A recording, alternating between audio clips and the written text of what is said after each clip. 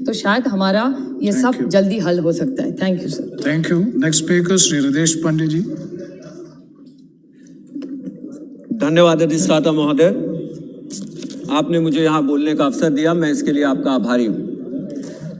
बहन कुमारी मायावती जी और Bahujan Samaj party OBC वर्गों को अपना अभिन्न अंग मानती है और बीएसपी इन वर्गों के उत्थान के लिए पूरे जी जान से समर्पित है।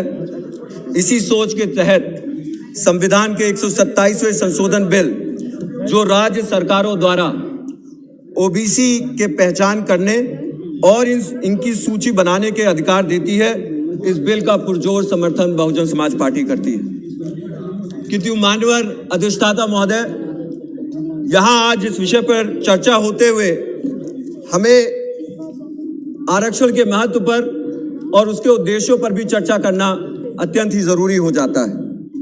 बाबा साहब ने संविधान में समतामूलक समाज की स्थापना करने के लिए आरक्षण का प्राविधान किया था और आज उनके इस उद्देश्य से सामाजिक और आर्थिक रूप से वंचित वर्गों को आरक्षण देकर के समाज में एक अग्रसर स्थिति बनाने के लिए एक महत्वपूर्ण भूमिका निभा भी रही है आरक्षण।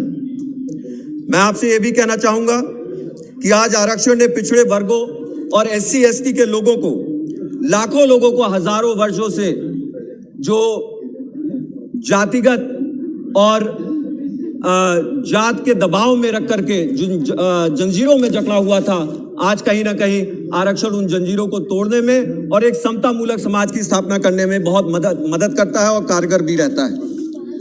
लेकिन हम ये देख रहे हैं कि आधुनिक अर्थव्यवस्था में आरक्षण का महत्व भी घटता चला जा रहा है। मान्यवर, अगर आप देखेंगे, जहां एक तरफ ये कहा जाता है कि आर्थिक रूप से पिछड़े वर्गों को, सामाजिक रूप से पिछड़े वर्गों को नौकरियों में आरक्षण दे करके एक समतामूलक समाज की स्थापना की जाए, वहीं दूसरी तरफ हमें ये देखने को मिलता है कि जितनी भी सरकारी नौकरियां हैं उनको कम कर दिया करते चले जा रहे हैं सरकार के द्वारा।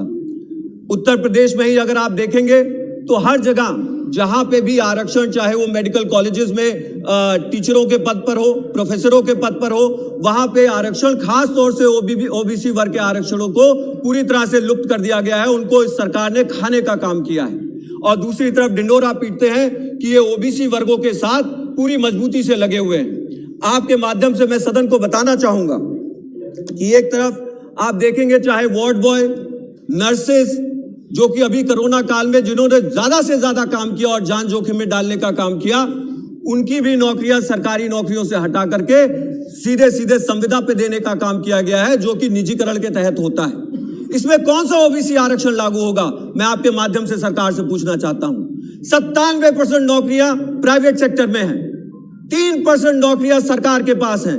इन 30% नौकरियों को भी आप घटा करके सीधे सीधे निजीकरण करके उनको आप संविदा पे देने का काम कर रहे हैं और ढिंडोरा पीट करके संविधान में संशोधन ला करके आप जनता को एक बार पुनः गुमराह करने का काम कर रहे हो। ये प्रयास कर रहे हैं कि जनता फिर से आपके झांसे में आ जाए और चाहे उत्तर प्रदेश का चुनाव हो या किसी और प्रदेश प्रांत में चुनाव हो रहा हो, वहां पे आप फिर से इनको कंफ्यूजन में ला करके इनके वोट को लेने का प्रयास करने का काम करते हैं। लेकिन मान्यवर, आपके माध्यम से मैं इस देश को जरूर बताना चाहूंगा कि सिर्फ और सिर्फ ये सरकार सिर्फ गुमराह करने का काम करती है।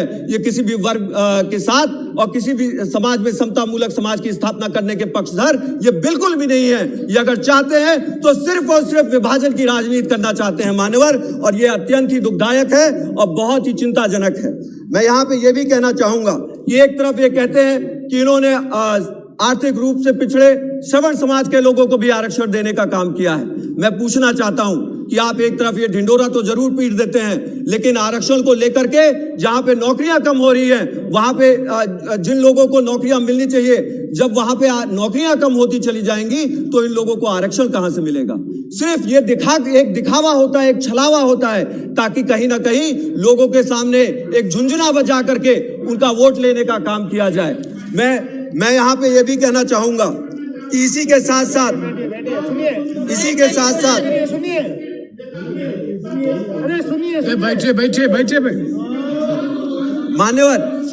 मान्यवर, अगर ये जातवादी राजनीति से पीड़ित नहीं है तो ये क्या है।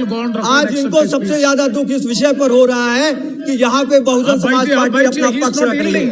दूसरा, मैं ये भी पूछना चाहता हूं कि अगर ये विभाजनकारी और जातवादी राजनीति नहीं है तो इसके साथ साथ बीएसपी और बहन कुमारी मायावती जी, आप सुनिए ये क्या कह रहे हैं। मैं यहाँ पे इस चीज को इधर बोलो। बीजेपी के एक सांसद ये कह रहे हैं कि मैं ब्राह्मण होकर के ओबीसी की बात कर रहा हूँ। मैं हिंदुस्तानी हूँ इसलिए इस देश के लोगों की बात कर रहा हूँ। मैं इस देश का रहने वाला हूँ इसलिए इस देश के लोगों की बात कर रहा हूँ। आपको शर्म आनी चाहिए, आपको शर्म आनी चाहिए। समता मूलक समाज की स्थापना करते हुए अगर हम लोग यहाँ पे एक समाज के, एक देश के लिए यहाँ पे इकट्ठा होकर के अगर अपनी बात रख रहे हैं और आपको उसके अंदर जातवाद मानसिकता झलक रही है तो ये बीजेपी का असली चेहरा दिखाने का काम कर रही है। मैं आपके माध्यम से बताता हूं, एक विभाजनकारी मानसिकता के तहत आज इनका पर्दाफाश होने का काम हो रहा है। मान्यवर, मैं यहाँ पे ये भी कहना चाहूंगा, यदि ये जनगणना नहीं होती है तो देश के हजारों ओबीसी समाज के लोगों के साथ इस जनगणना से उनको वंचित रखना ये बहुत ही सरासर अन्याय है, क्योंकि ये उनके अधिकारों से उनको वंचित करने का काम करता है यदि ये जनगणना उनके सामने नहीं रखी जाती है। इसी के साथ साथ मैं ये भी कहना चाहूंगा कि आज सत्ता प्राप्त करने के लिए सत्तारूढ़ के दल यहाँ पे निरंतर जातवादी मानसिकता के तहत साम दाम दंड भेद का इस्तेमाल करते हैं और इसमें कोई शर्म नहीं करते, चाहे वो धर्म के नाम पर नफरत फैलाना हो या फिर आरक्षण को लेकर के वोटों की सौदेबाजी करना हो। जैसा कि हमने देखा कि एक भ्रम फैला करके, चाहे वो श्रमण समाज, चाहे ओबीसी समाज, इन सभी लोगों को झुंझुना दे करके और पर्दे के पीछे नौकरियों का सफाया करके ये सरकार उनको सिर्फ और सिर्फ छल और अंधकार में डालने का काम करती है।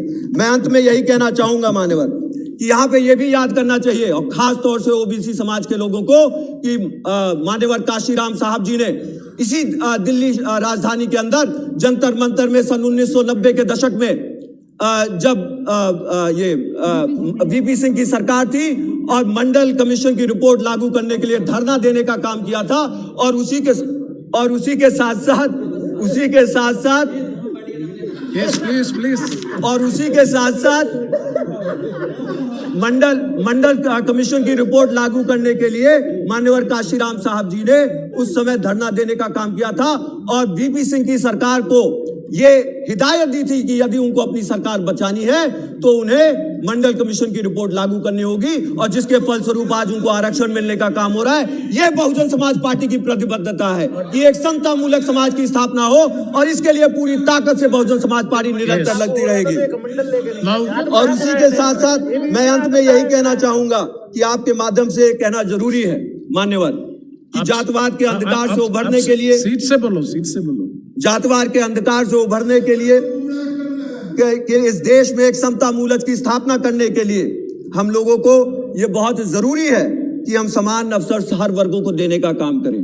और उसके लिए मान्यवर हमें विभाजनकारी राजनीति नहीं करना है, हमें लोगों की नौकरियों के साथ छल कपट नहीं करना है, लेकिन समाज को अग्रसर बनाने के लिए, एक समता मूलक समाज की स्थापना करने के लिए सर्वजन हिताय सर्वजन नारे के तहत जिसमें बहन कुमारी मायावती जी चलने का काम करती है, उस पर इस पार्टी को भी चलने का काम करना होगा और तभी एक समाज की स्थापना हो पाएगी जिसमें सभी लोगों को बराबरी मिलेगा, सभी लोगों को समान अवसर मिलेंगे और इस देश का उत्थान होगा। आपने मुझे बोलने का मौका दिया, मैं इसके लिए आपका आभारी हूं। जय भीम, जय भारत, जय हिंद। धन्यवाद। श्री अखिलेश यादव जी।